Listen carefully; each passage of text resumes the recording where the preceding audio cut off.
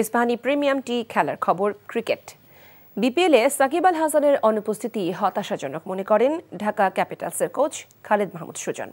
বিশ্বের অন্যতম সেরা এই অলরাউন্ডারকে না পেলেও দল নিয়ে সন্তুষ্ট চিটাগাং কিংসের কোচ শন টেইট। মিরপুরে নিজ নিজ দলের অনুশীলন শেষে এসব কথা বলেন দুই দলের কোচ। কুসরুল ইয়াসিরের রিপোর্ট।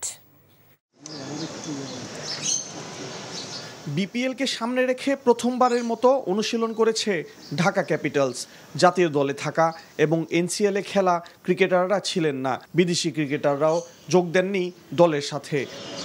তাই প্রথম দিনে ঢিলেঢালা অনুশীলনে সময় কাটালো ঢাকা।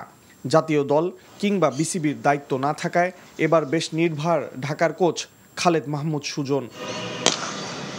ঘরোয়া ক্রিকেটের সর্বোচ্চ প্রতিযোগিতা, অথচ দেশের অন্যতম সেরা ক্রিকেটার সাকিব না থাকায় কিছুটা ফিকে লাগছে সাবেক এই অধিনায়কের। একটু তো প্রভাব ফেলবেই। সাকিব বাংলাদেশের সেরা প্লেয়ার, তো নো ডাউট। পলিটিক্স করেছে, কতটা অন্যায় করেছে এটা আমি বলতে পারবো না। দেশের একটা প্লেয়ারও দেশের সবচেয়ে বড় টুর্নামেন্টটা খেলতে পারবে না। ডেফিনেটলি প্লেয়াররাও অনেক হতাশা আমার মনে হয়, যদিও সবাই হয়তো মাইকের সামনে বলতেও পারেন এরকমভাবে। বাট আমি মনে করি সব প্লেয়াররাই একটু frustrated. Shakib is very friendly with the players. 2013 সালে চিটাগংয়ের জার্সিতে বিপিএলের অভিষেক হয়েছিল শন টেইটের। এবার সেই দলের কোচের দায়িত্ব পাওয়ায় রোমাঞ্চিত সাবেক অস্ট্রেলিয়ান এই পেসার। স্কোয়াডে নাম থাকলেও সাকিবকে পাওয়া প্রায় অনিশ্চিত কিংসদের। তবে এ নিয়ে খুব বেশি ভাবছেন না দলের কোচ। যেটা আমার নিয়ন্ত্রণে নেই সেটা নিয়ে ভাবছি না। দলে যারা রয়েছে তাদের নিয়ে ছক কষছি।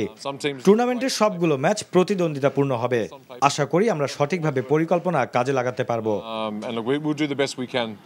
30 ডিসেম্বর রংপুর রাইডার্স ও ঢাকা ক্যাপিটালসের ম্যাচ দিয়ে শুরু হবে বিপিএলের এবারের আসর।